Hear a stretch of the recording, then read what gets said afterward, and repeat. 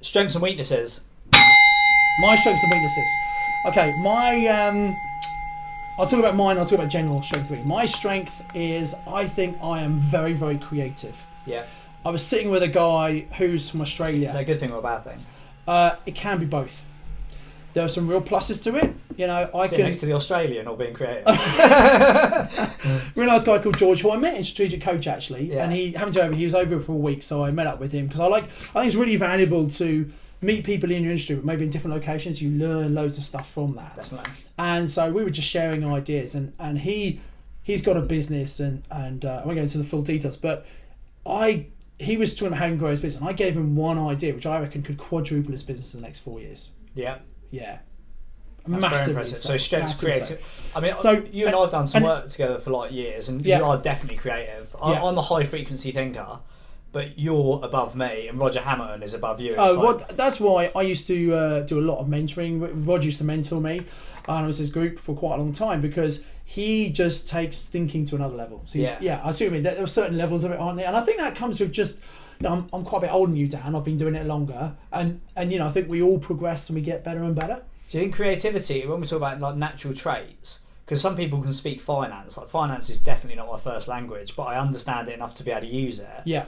Creativity is like your first language, and you and I have conversations sometimes, and you do lose me. Roger loses me within half a drink. It's like, he's so high up there. Like, do you think that creative thing, because you can develop the creative muscle? You can definitely. I think you can. Unlike entrepreneur thing, I think it's definitely inherently there. Wealth dynamics, which you're very familiar with, will show you kind of where you're in natural flow. And I'm definitely in my flow in creative. I love speaking to someone, just picking up and adding value, and I get a real buzz from that, and that's what I'm naturally good at. I'm not so good at finishing. Yeah. I love to start stuff, and I get bored really easy. That's the problem with creators. I want to go off and do the next thing. Yeah. And so understanding your strengths and weaknesses is really powerful because then you can identify the people you need around you. And do you think, as an entrepreneur, your creativity is more of a gift or a curse? Does it create more value for you or more problems? I think it creates more. I think it has caused problems in the past. I think it's created more value because a lot of the stuff I've done, I have created something from nothing very often.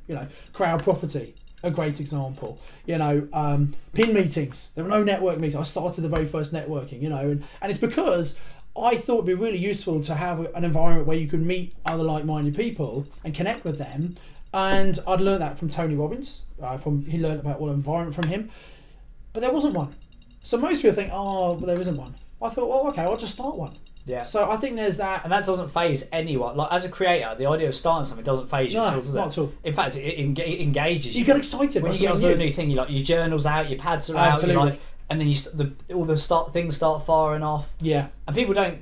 Do you ever get frustrated or think other people don't understand why other people don't either get it or can't be creative? I think one of the challenges that creators have is we expect people to think like us. Yeah. And we sometimes forget that not everyone's the same, and that when I get excited, I talk really quickly, and I'm always trying to slow myself down. What problems does your creativity? So if your strength is creativity, what problems does that create? So a couple of problems is that you sometimes have too many ideas. And actually, rather than picking the one or two really good ones to go with, you try and do lots of things and then don't do anything properly. Yeah. I've definitely done that in the past. Yes, that's one thing. Secondly, because we have a different style, we might explain something to someone and expect them just to get on and do it. And they might be needing a lot more detail than we provide or have or even actually thought about. That's definitely one of my weaknesses is I don't provide enough information. And we expect them to get on with it and wonder why they can't do it. But the ironic thing is you and I can have a conversation at this high level of 10% of the information and both of our heads are like ding, ding, ding, ding, right, get it. Yeah, exactly, yeah. But then you sit with one of your team who are significantly better at finance or operations and you rattle off this instruction and they sit there and they're like, yeah, get it. And then they go and do it and come back and it's not actually what you meant at all. And then you're like, well, I could understand why you've done that because I didn't actually tell you this. Yeah. But then in your back of your head you're thinking, why didn't you know that anyway? So communication, that's probably one of my... I'm getting better at it, but recognising that people are different is something I certainly have had a weakness with. How about another strength? What other strengths have you got? Another strength. I think I'm a really good negotiator and a problem solver. Yeah. So if I speak to a motivated seller, and again, maybe this links into the creativity slightly, but I can speak to someone and I can really build rapport and get down to what the essence is. Now, if they don't want to be helped, it's hard to help someone who doesn't want to be helped, right? But speaking to sellers who can really understand what they need and again come up with a creative solution that really works for them and works for me as well, and thus you win the ethical win-win. For those who are creators and are trying to develop it, or those who don't have that natural tendency and skill set, to try and provide some sort of insight, I know this is more of a visual thing, in your brain when you're playing out that conversation, how is the process playing out? So you're on the phone, you're doing a negotiation, or like, let's say problem solving, whether it's in the business or with a motivated seller. Yeah. When that's playing out in your head, how are you visually? How's that process playing out? So I'm not, because all I'm doing is I'm listening. I think sometimes people are so busy thinking about where's this going, what's the next question, etc. They don't listen to what the person says.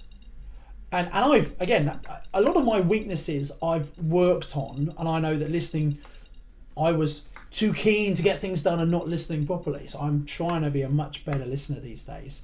And that then gives you the next question to ask. Because based on what they say, you know, and when you're a creator, you've got to try and make sure you're not going off everywhere. You've got to try and focus in, and then you can follow the conversation. And hopefully you just get to finding out the root problem, and then you can use creativity to come up with a solution. To give you some positive feedback, I've genuinely noticed and consciously thought over the last probably year, maybe even 18 months, you've become a better listener. Thank you very much. Because you saying I was crap before? I was saying one of the difficulties chatting to creators is we're so high frequency. It's the difference between passive and active listening. You're actively listening to me now. Yeah. Whereas you can chat to people who are high frequency, and when you start opening your mouth, all they're doing is sitting there waiting for their opportunity to talk again. Which I was definitely like that. And I think it comes with the high frequency bit. I think it because does. you're used to being dominant, creative. Yeah. You know, you're the more sort of, well, both of us are. Yeah. You really have to sit there and bite your tongue sometimes. And I'd say, the last couple of times we've been away, we've had some great conversations, and they have been conversations, and it's I've definitely noticed that. So thank you. I've been working on that, so thank you. I'll take that. Yeah, good for you. It's definitely visible. Thank you. Weaknesses. Weaknesses. Weaknesses. Weaknesses. I remember when I first started having job interviews, they said that when you ask what your weakness is, it should be something that actually isn't good, but actually could be a positive as well. Yeah. Selling without selling. Yeah, exactly. So I used to say, well, you know, I work too hard. Yeah, so sometimes I really focus, and that means I work really hard. I'm too tunnel vision sometimes, you know. So that's one thing I used to say. Yeah, it's like success theatre. Yeah, exactly. Weaknesses.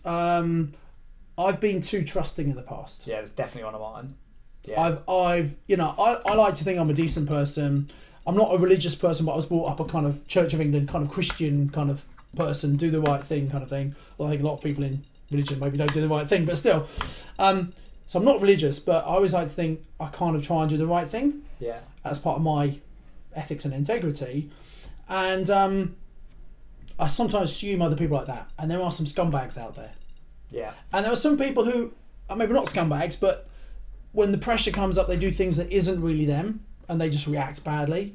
And so I've been way too optimistic sometimes. I've been too trusting, and I've maybe got into ventures with things, excited about the new thing, but not really checked people out properly and decided if they're the right partner to work with. The biggest thing I've seen play out, so I mean that's definitely one of my weaknesses. So is being too trusting, is assuming that it's being too trusting. One of the things I've realised when I've looked back over poor experiences that I've had is the difference between transaction-based decisions and playing the long game. Like I'm always playing the long game. If you look at things you and I have done over the last 5, 6, 7, 8 years, they're very strategic. It's all long game. It's like, well, where does this go? What does that look like now?